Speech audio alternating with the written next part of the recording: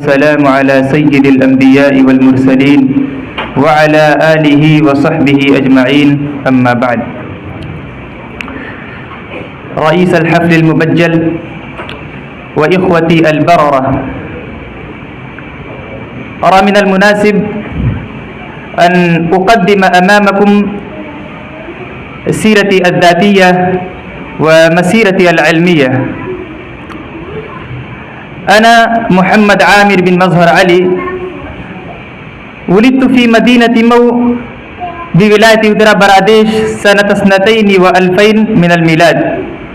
ولما كبرت وبلغت الرابعة من عمري أمرني عمي الحافظ المقري محمد أرشد حفظه الله تبارك وتعالى بأن أتردد معه إلى المدرسة التي يقوم بالتدريس فيها، وهي مدرسة أسست بصفتها أحد فروع الجامعة الإسلامية دار العلوم بمو.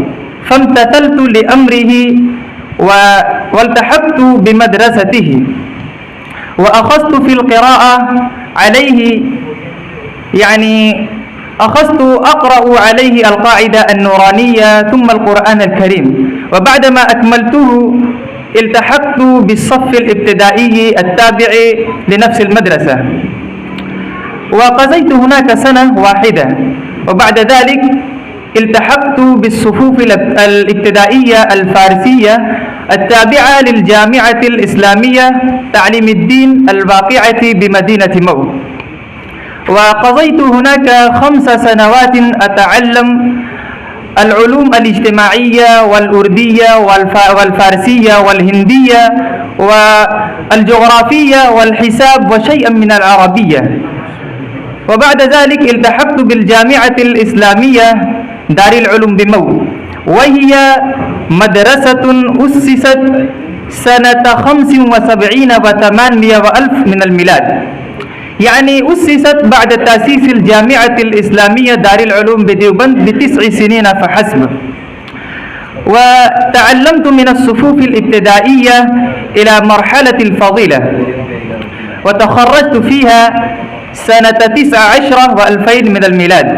ثم أشار علي أستاذي الشفوق العالم المنتيق الدكتور اشتياق أحمد القاسمي المدني حفظه الله تبارك وتعالى عن موجبات التلهف والتأسف بأن أشمر عن ساق الجد وأشد الرحال إلى الجامعة الإسلامية أزهر الهند دار العلوم بديوبند للالتحاق بها والاستفادة من عباقرتها وأساتذتها الممتازين، فاتجهت إليها وقدمت الطلب للالتحاق بها، فكنت موفقا فوفقت للقبول فيها، وتلمست لأساتذتها المهرة، وتخرجت هناك في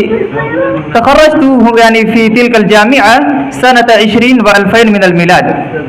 ثم ساد الإغلاق التام العالم بأسره،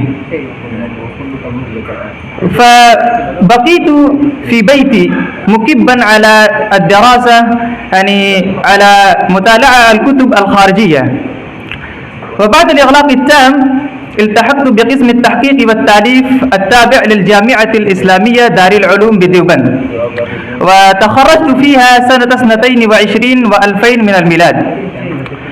ثم قادتني لوعة الاستزادة من الحصول على علوم اللغة الضاد إلى الجامعة الإسلامية مظاهر علوم بسهرنفور، والتحقت بقسم اللغة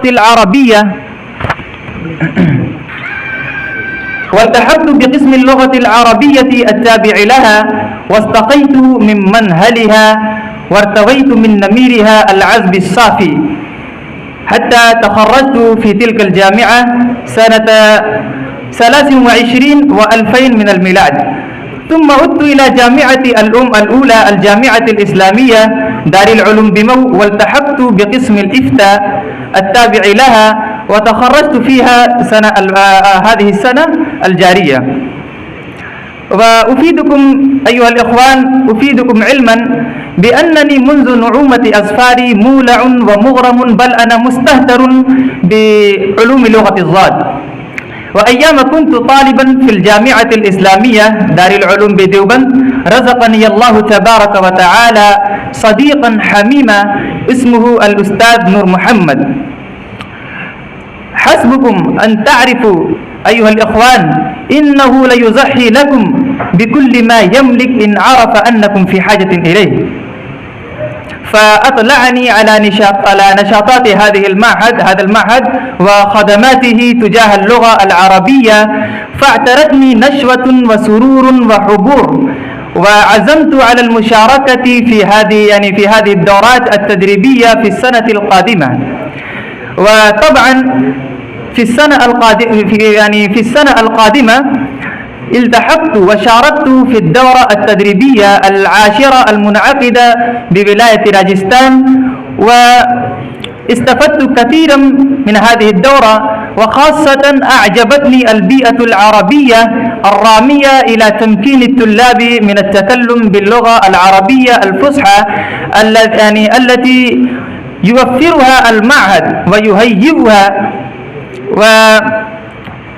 كما يوفر المعهد كثيرا من النشاطات والفعاليات والتحركات التي من شأنها أن تساعد الطلاب على ترقية مستواهم العلمي وتعينهم على مشوارهم الأدبي. فاستفدت كثيرا. ومن الجدير بالذكر أن هناك هذا المعهد تستدعي كثيرا من الأدباء والعباقرة، الأدباء الملهمين والبارعين لإلقاء المحاضرات القيمة، أمثال فضيلة العلامة الشيخ سجاد حسين والقاسمي والشيخ محمد أعظم الندبي، وكذلك رئيس هذا المعهد فضيلة العلامة الشيخ حماد الكريمي الندبي، وغيرهم من الأدباء البارعين الملهمين العصاميين، فيأتون إلى هذه الدورة ويلقون محاضراتهم القيمة، ويستفيد من هذه المحاضرات الطلاب ويبردون غلتهم العلمية.